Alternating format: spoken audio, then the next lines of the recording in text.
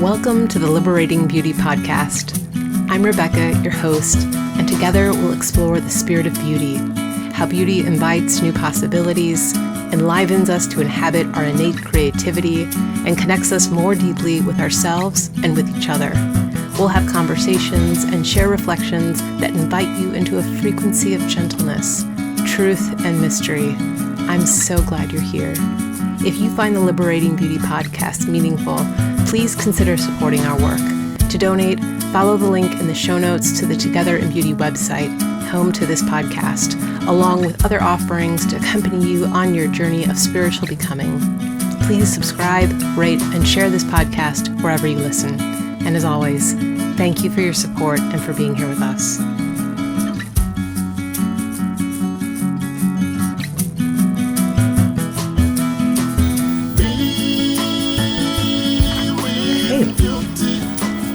Well, hello and welcome back to the Liberating Beauty Podcast.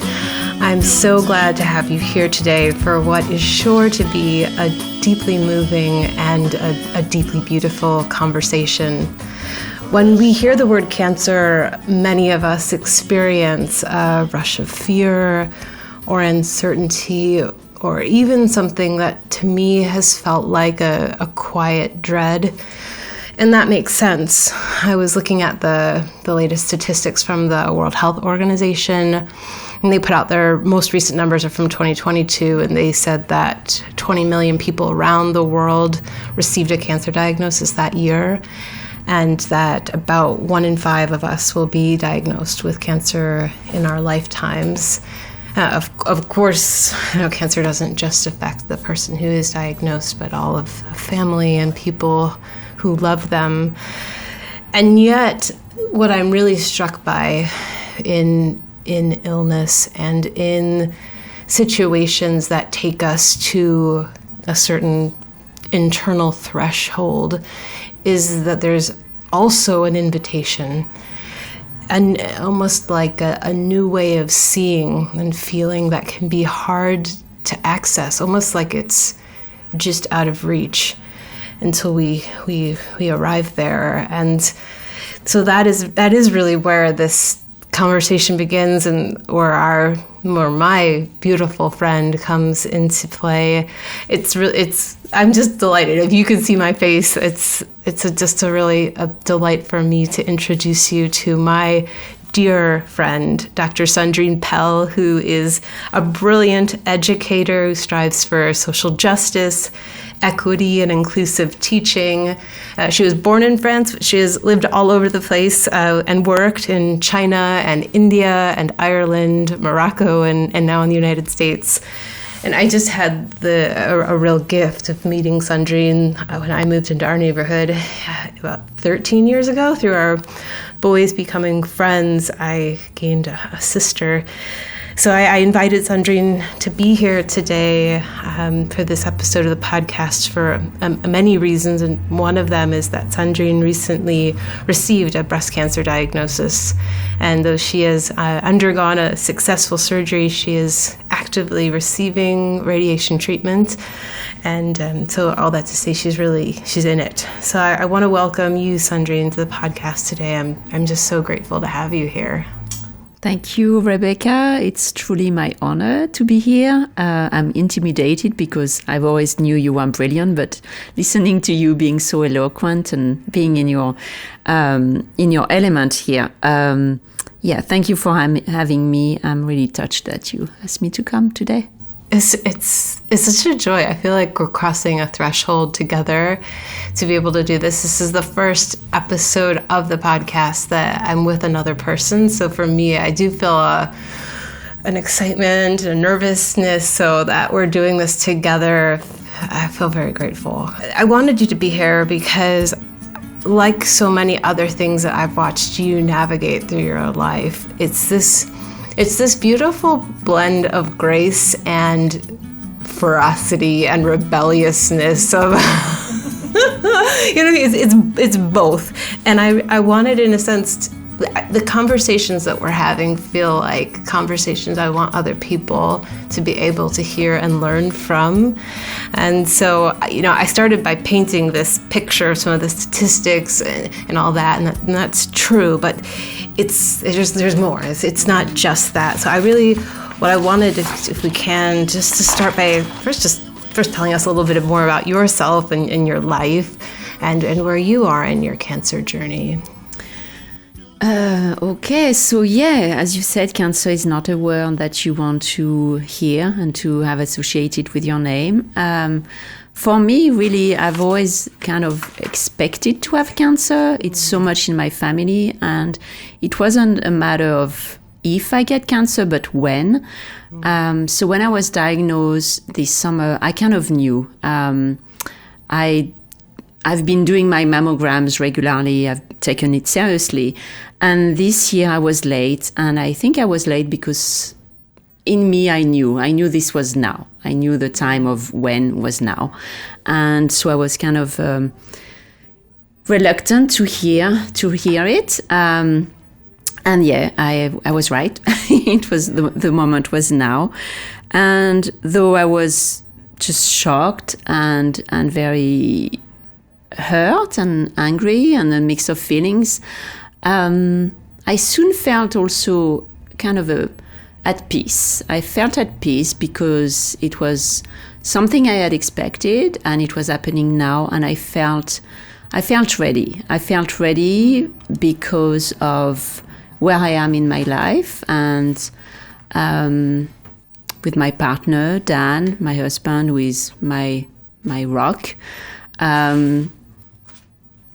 And the friends that I have, and also the privilege of being in a city where we have top medical facilities and doctors. So at the back of my mind, I was thinking, okay, well, if the time is now, there's no better time, and I'm going to be okay from the first day. Oh, sorry. I'm remembering the beginning was very raw. But when I told my kids that I had cancer, I didn't want to shelter them. I have a son who is 12 and 15 when I received the diagnosis. They're going to be close to, they're going to be 13 and 16 next week. In 2 weeks, sorry. But anyway, so when I told my children, I wanted them to know. I didn't want to hide anything from them. So I found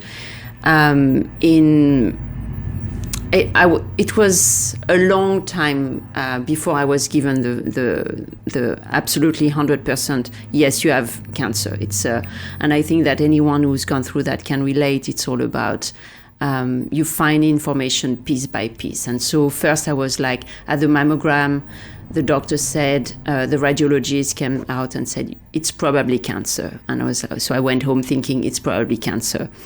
And I wanted my children to find out everything I was finding out at the time I was finding out, so that I wouldn't drop a bomb on them when it was definitely cancer. And I also wanted them to have the opportunity to celebrate if it wasn't cancer, to just say, no, that was just a scare. So I came home that day and I hugged them both and I said, I probably have cancer. And what I told them is that I'm going to be okay and I'm going to fight.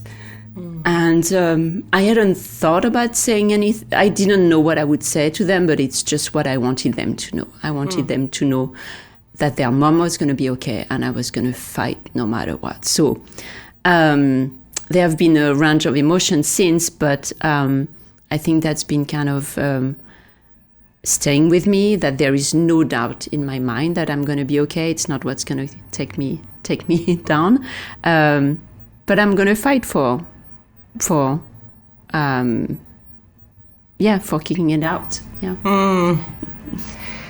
You've said so many things. There's two things I wanted to pick up on. One, a thought I've never thought of before, which is this. You talked about a readiness.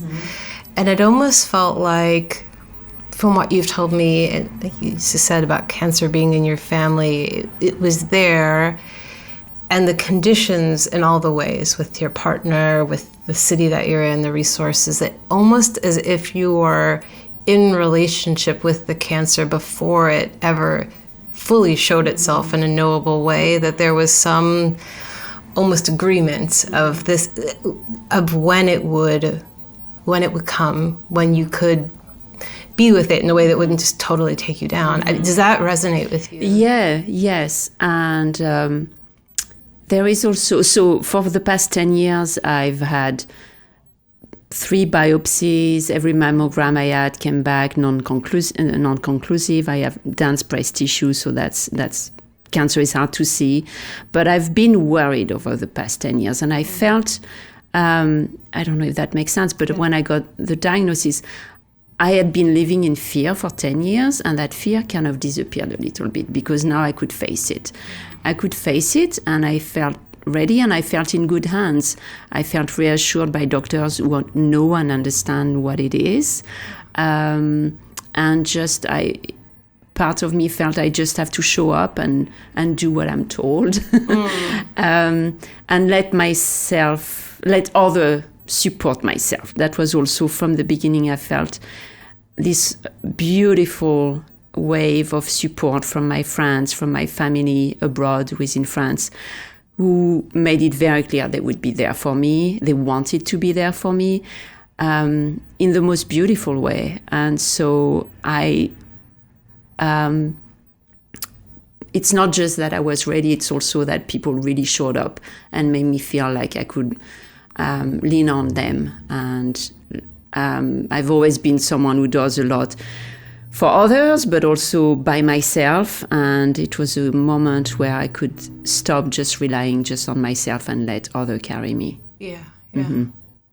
Was there something in particular you said you knew this year, like you knew it was going to happen? Was there something? Was it physical, or was it almost like psychic or spiritual, or a combination of things where you're like, oh yeah, more psychic, because it wasn't physically. That's the thing, right? You feel I think I've never felt that healthy in my entire life. Yeah. After having children, after having chronic back pain, I just feel amazing. So physically there was no sign, but it was more psychic. It was more like I knew it. You just knew. I do remember you. Tell me if I embarrass you with this, but I remember you posting something about on social media, like, fine, and there's some new technology that's not so. You want to say about that? Yes, actually, this mammogram that was the one that discovered my cancer, I was all excited because it was a new technology and very simple one. Instead of having 2 flat plates of plastic that compress woman's breast when they have a mammogram, this one was slightly curved, and it was a very slight change to the technology, but it meant my breast was not completely crushed, and I was just so excited that finally they had designed a technology that wasn't as painful as what it had been. So I did post that on social media, and as a way of reminding women to go and do it. It doesn't have to be that painful. But I think, at that time I already knew. Yeah. It's funny. I remember you'd also posted this really beautiful dessert that you had got. Yes. So actually, that's interesting that you mentioned that. So after that was the second mammogram that I had. My niece was with me from France. She was over from France, and she's vegan. And I took her to my favorite restaurant in Madison, Ahan. With a lot of delicious vegetarian and vegan food. I'm vegetarian, she's vegan. And we sat at this table and we had the most beautiful meal that we shared together, really treated ourselves. And I was already in that frame of mind of like, I really have to enjoy life extra because it's going to be hard and because life is precious and life is short and I don't know what's ahead of me and I really want to make every moment special. So we had this delicious meal and sitting at this table, and then move forward a few months. Might go back to some of the what happened in between, but after Christmas, after my surgery, I was sitting at that table with my husband, Dan, and at the very same table, same restaurant, and we had the same meal. We shared the same starter, main course, same beautiful dessert. And then my surgeon phoned me to say that the surgery had been successful, that they had removed everything, and that the cancer had not traveled. So it was exactly the same restaurant, same place, same table, same food. When I got the news that I want to say cancer-free. I know that there are different definitions of what it is to be cancer-free. Some people wait a year to be sure. But right now, I was told my cancer was taken out. So I'm going to go with that. I'm cancer-free right now. That's right. Oh, I love the mystery of that. Part of the reason I remember the dessert piece was that I had just gotten my first mammogram, and I was like, I didn't celebrate enough. And it had been irregular. I had to do all these follow-up tests, and I thought I need to take like a note out of Sandrine's playbook. And so I went with my husband, Francisco, to that restaurant, got that dessert in celebration of. It was very, I was like, oh gosh. So you inspired me. But I love that you were also letting people know that with mammograms too, that there's this change in technology. I remember reading what you wrote and thinking, what a feminine design also to embrace the fact that it's not just about being painful. Like we can do something that actually feels loving in service of screening. I thought that was beautiful. Yeah, and it's interesting because I felt a lot of amazing female energy since my cancer. So maybe it's a good time for me to talk about my doctor. She's an amazing doctor and human, very advanced in our field and very respected, and yet extremely personable. And from day one, I remember when I went to my first appointment in the Carbon Cancer Center, which is another place where you want to be. I was really nervous, and as soon as I walk in, she's got this amazing presence and inspires just trust, and she knows her shit. Basically, if I can use my French, she knows her shit. She's just cancer, she understands it, she knows what to do about it. So I felt like, okay, I'm just going to listen to her and follow her. But she had this way about connecting with me on a personal level, and she actually phoned me several times herself. She didn't have a nurse do it or assistant. She personally phoned me the day before surgery to find out how I was. She was there when she came before the surgery to see me when I was getting ready, and she was there when I woke up from the surgery. And then she phoned me again after to check how I was. And I just felt this level of care and connection. And I've had that with every person I've interacted with, and it just happens to be a very female-dominated profession. And every single person I've had interact with, every single woman who works in that field has been just so caring and loving and reassuring, patient, and that's been really beautiful to see. I don't know. I feel a level of professionalism, but also humanity. That's been very touching. There has been a whole goddess energy throughout my sense of it. In terms of you're talking about people who've interacted with you, and also you. I mean, with the doctor, of course. Like, I remember you telling me she was asking about what music. Oh yeah, she wanted to know what music I wanted her to listen to in the theater. I was out. I wasn't going to listen to anything, but she wanted me to know what kind of music I enjoyed, so that she would be in tune with me, right? Literally, right? Yeah. I think the only other time I can remember that ever coming up was at birth. I remember, I think it was a doula I was working with said that. It was so funny. We created this whole list, and then I was so nauseous. I remember being like, turn on, let me like, but I just thought, wow, especially since you said, I didn't clock originally that you weren't even like awake for that, that she wanted to be in tune with you. That's gorgeous. Yes. Who does that? Yeah, she wanted to feel, that she was operating me, the person, not just a breast with the cancer inside. It was more about who I am and what I like. And, She had recommendations for what you might want to wear afterwards. Yes, I mean, yeah. She's just really helped incredible. Me. Yeah, and helped me make informed decision and never pushed one way or another. And I felt like, also, how am I gonna? I never felt like she was. She had to dumbify anything for me. Like she could really talk about statistics and research, and then based on that, just let me make the decisions that I wanted to for my own treatment. So.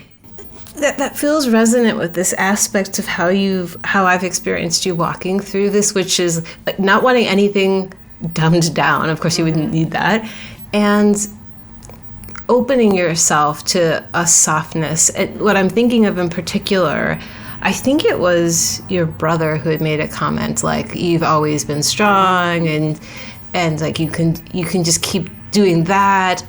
If I remember, that was kind of like, yes, but I don't want to only be strong. What was your experience with that?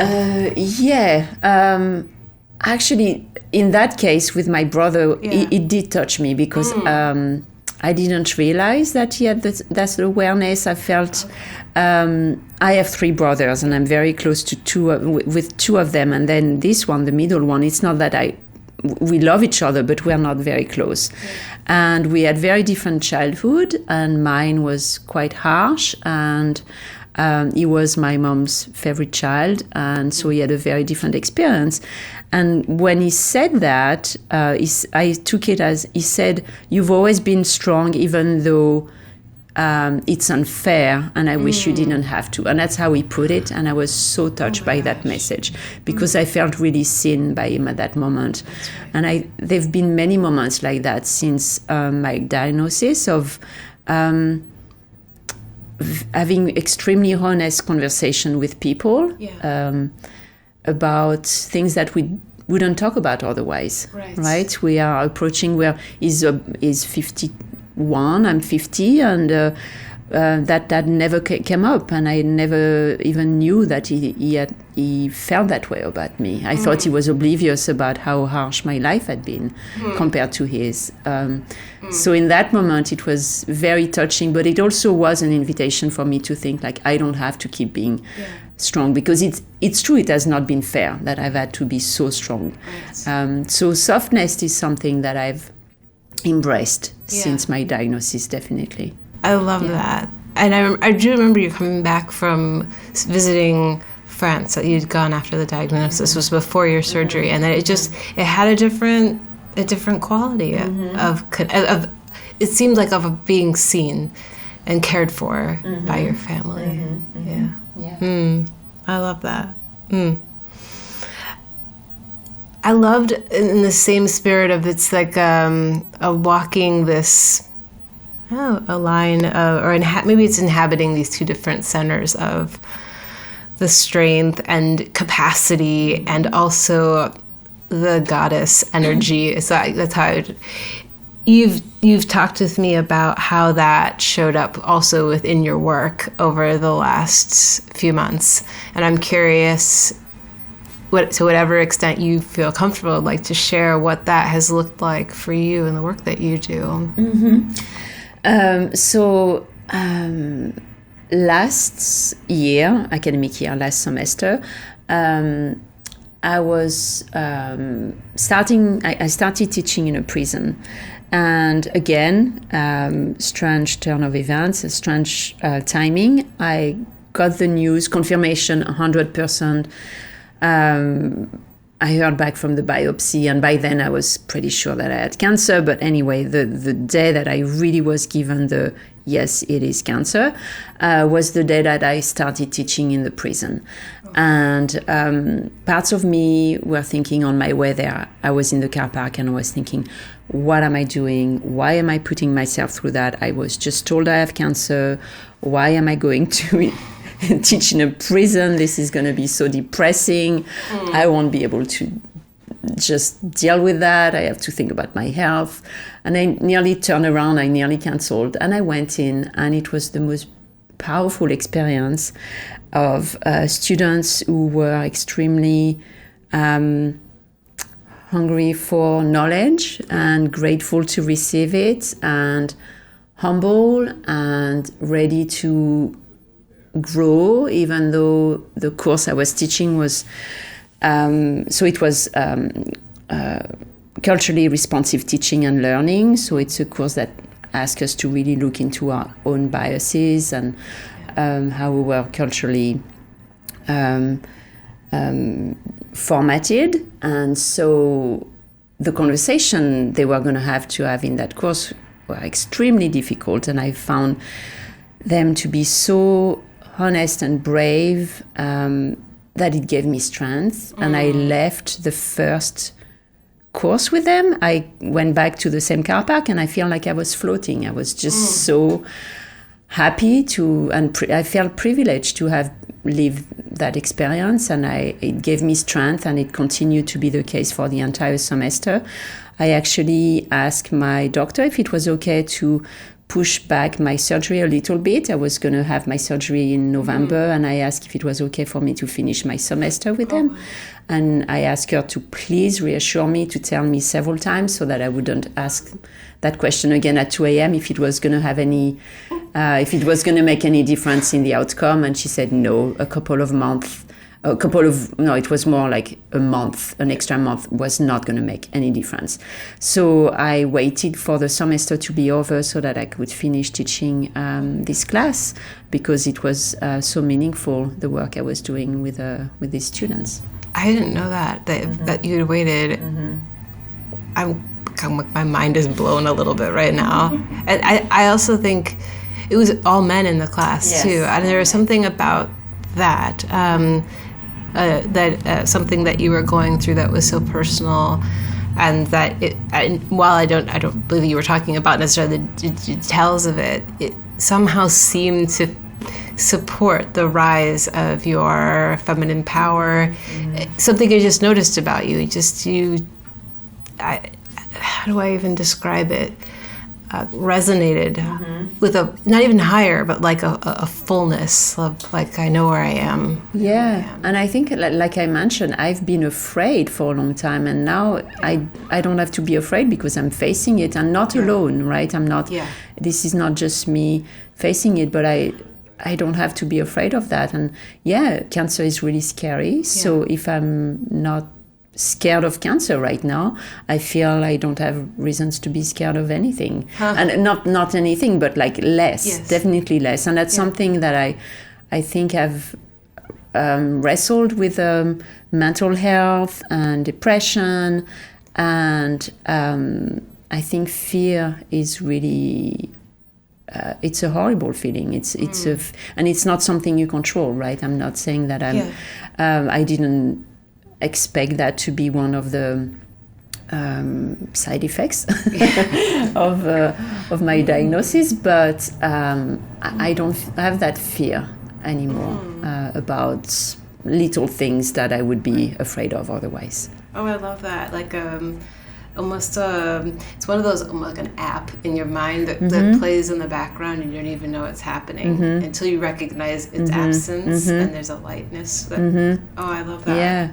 And talking about mental health and depression, at the same time around the same time that I was diagnosed, one of my friends was in depression, and she kind of felt bad that she couldn't really support me, and she, what happened is that I brought her some chocolate, and she said, well, I should be the one bringing you chocolate, and I was feeling like, I'm good, actually, I've got this, there's a plan for me, I'm being taken care of, and I know exactly what she's going through, and I've been there, and how much more lonesome and scary it is.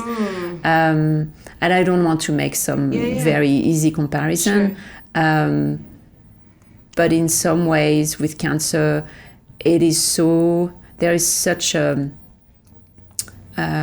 everybody agrees that it's scary, right? So it's less stigmatized than having depression, because depression, it's so unknown, it's so you feel so lonely in depression, and there isn't a magic answer. There is no magic. Okay, this is you don't go and see a doctor who tells you, okay, well, we'll do that surgery on that day, and then we'll do that treatment, and then you'll have 20 of that, and you'll be fine. It's not like that, right? So.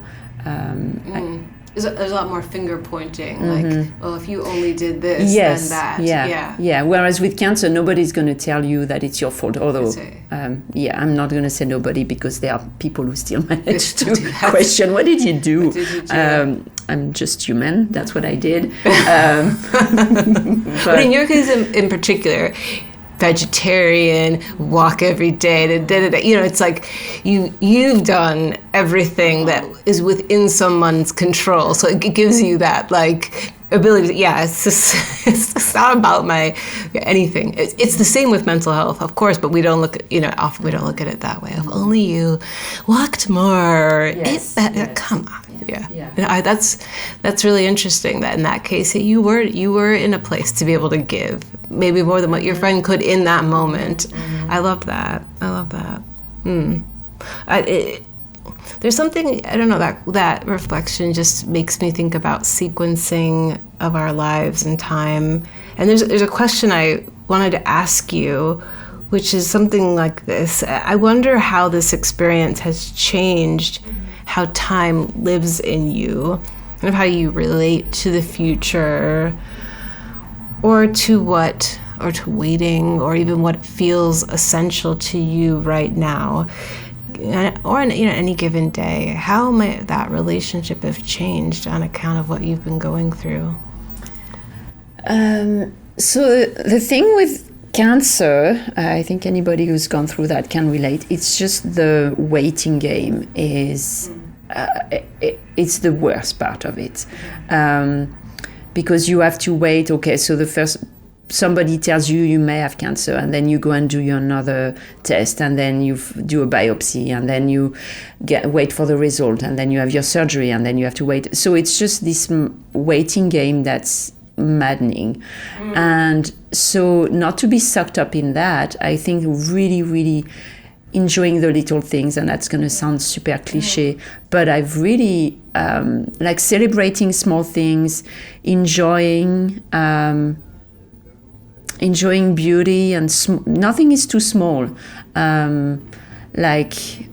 Treating myself to coffee in a nice cup, or just really remembering to enjoy little things, time with people as well, time with my kids, having more special time, making special time with friends and family, because what's in between those long waits is just otherwise so maddening and mentally so taxing. That's the only way that I've found around it, was to just really create special moments along the way. I think that's what I've done more than ever. Yeah. I remember this was just, I don't know, 2 weeks ago maybe, we were having coffee, and you had this like beautiful croissant in front of you. You're like, I've decided now, it doesn't matter if I'm hungry or not, if there's a beautiful croissant or beautiful ice cream, I'm creating that moment. I loved that. Are there any other things like that for you, where you're just like, it's almost like a cue, like, oh right, remember, this is one of those things that are there any other things you've noticed yourself doing to create those little pockets of beauty? I think they're always there, right? But I'm seeing them more. I'm seeing the opportunities, and to not pass them, like to not be sucked in by work or by other worries, and to just take a bit, pause, and enjoy them when they're there. I'm thinking about, for example, with my kids, Ian, my oldest, who is 15, and as his life, his center has shifted, right? He's rarely with us. So when he's around, to really make time for him and to connect more deeply and having conversations. And he's been, he's a super caring person. But I think he's also receptive to how much more patient I am, and how I made more space for him. And I want to hear more about his life. I want to connect deeper with him. And that's definitely has happened since this summer. Does it feel like a different almost tempo to your life, or? Yeah, I would say, it's a different time. It's a different connection to time. I was thinking about it in French, and I'm wondering if it's the same in English, but wasting time and taking time, right? So taking the time versus wasting time. Yeah. You don't waste time when you actually take your time. Oh, I love that. And I felt that. I felt that there are moments where it's actually better to slow down, right? And there are still times where I'm just anxious to get to have it go pass quickly, right? But there are times where actually really being mindful of, this has to happen right now, and it's important, and I have to pause, and I have to take that moment, take it in as it comes now, and not miss it. Yeah. I feel like you've always had an advanced degree in time. And what I mean by that is, I even think about your relationship with time and with work. I remember one time you said to me, like, I don't know why I would work more than 30 hours a week. Like, that doesn't even make sense. In the spirit of, like, not just time for time's sake, but the quality of time and what actually contributes to a fuller picture of the life that I want to lead. Like, I think you've always been very attuned to that. So I just wonder how that continues to come into focus for you through this. Yeah, I think I've had that because I really touched the bottom. I talk about mental health and depression. When that happened to me, I had to really reassess what mattered. So I feel that I had already done that work, but right now it makes so much more sense even. It's much more obvious, and it's easier to do because I've already practiced. I think it is a practice, right? But it's becoming so obvious that that's the way it has to be. Yeah. It's like not even an option. It has to be like that. Oh, I love that. I'm like, take that in. That feels like the difference between that wasting time energy, which has to me it lives in the same family as just urgency, versus this taking your time and an awareness of this does need my attention right now, and the other stuff doesn't. And really discerning the difference, because it's just easy to feel like everything deserves all of our attention quickly and yesterday.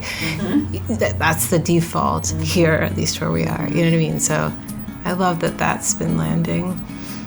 I guess, in a way, this is one of these things, but the essence, if I could put it this way, of the conversation today and what I hope for you, and for the listeners, was this idea of a postcard to your future self. Because right now, the things that seem really obvious, I'll speak from my own experience. When I'm in them, they're really obvious, and then as soon as the immediacy of that thing is over, I notice myself sliding back. And you've already talked about some of them, about the relationship with time. You talked about noticing a lightness when the fear of the scariest thing has already happened. I wonder if you were to speak to Sandrine 5 years in the future, the one who's not in the thick of it, what would you want her to remember? Yeah, that's interesting. That's a good question, because I know I'm kind of in a honeymoon period, I guess, and it's been, I've gone through all the feelings, right? There's been disbelief when the diagnosis comes in, and then the various treatments, going through the various treatments. So there's been as well anger, but I have felt a lot of joy along the way, and I would like to remember that joy. And actually, there is one specific moment that I would like, if there was a magic way of bottling it, I would want to, which is the day after my surgery. I woke up, and I didn't have the results from the surgery yet, but I woke up and I stretched a little bit too much, and it hurt my scar, but I stretched, and I felt so much peace, and I felt joy. I felt, okay, this is over, my cancer's gone. And I woke up with a smile. And if I could bottle that moment, I would, because it was a a moment of pure bliss. And just thinking about it, I can feel it in my body, how it felt. So I would want, in 5 years' time, I would want Sandrine to remember that moment, and what it also, why I was feeling that, why was I feeling that, was because it was something that was in me that had been taken out, and rejoicing that it's no longer there. And I'm worried that in 5 years I will be like, well, yeah, I don't have cancer, so what? Yeah, that's good. But like, how happy I was that my cancer had been taken away, and to not take it for granted in a year or 2 or 3 or 5 that it's the beauty in that it was in me and it had been taken out completely. And then when my doctor, I mentioned, phoned me later to say, yeah, no, I did take everything out and it had not gone anywhere in your body. So I was right. It was no longer in me, and I felt it. And that feeling, I would like to never take it for granted, and to remember what it felt like. I wonder if you're up for this. Like, it'd be actually a really beautiful way to kind of end our conversation for today, is to just take a few seconds to make contact with the feeling, not necessarily from like an intellectual place, but you said, like, I can actually feel how it feels in my body right now. I remember what I felt like then, and to just describe what it physically feels like, or emotionally, or whatever it is that or relationship you're in with it, or whatever you'd like to share. But if that feels like something that would serve remembering, I'd love to invite you to share anything you feel comfortable with. It felt just very soft and warm, and also new possibilities of kind of a new beginning in this body that had gone through a lot, but that was now all clean and light, that could do new things. I'm just kind of making contact with it in myself, but what that would feel like, of a beginning again of, or actually what came through to me was a feeling of, this is who you are underneath conditioning of any kind, of whether that's cancer or experience, whatever. Like, this is you. This is the essence of Sandrine, you know?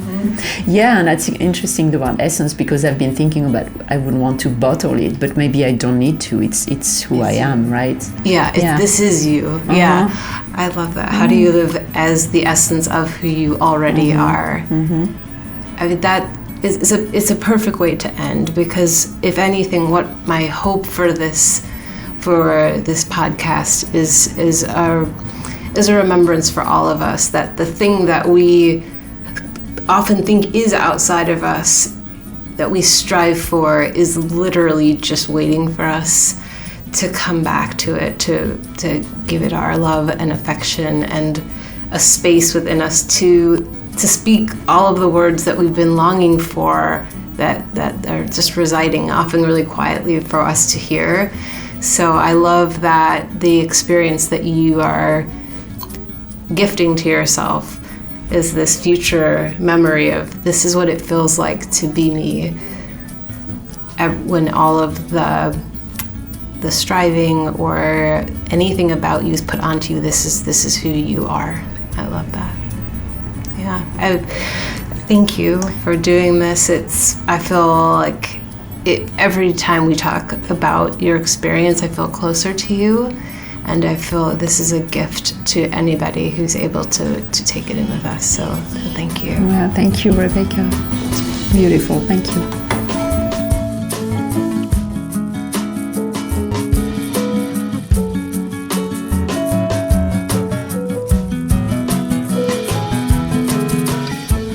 Thank you for listening to the Liberating Beauty Podcast. To learn more about the podcast, my work, and how I can support you on your journey of spiritual becoming, head over to the Together in Beauty website, or email me at rebecca@togetherandbeauty.com. it's an honor to accompany you on the journey. A huge thank you to our multi-talented producer and co-creative director, Mapumba Cilombo. To learn more about Mapumba's work as a producer, sound engineer, and musician, check out the show notes for a link to his website at mapumbamusic.com. And as always, many thanks to you, our listeners. None of this would be possible without the energy, encouragement, and vitality that you reflect back to us each week. Until next time, may you walk in beauty.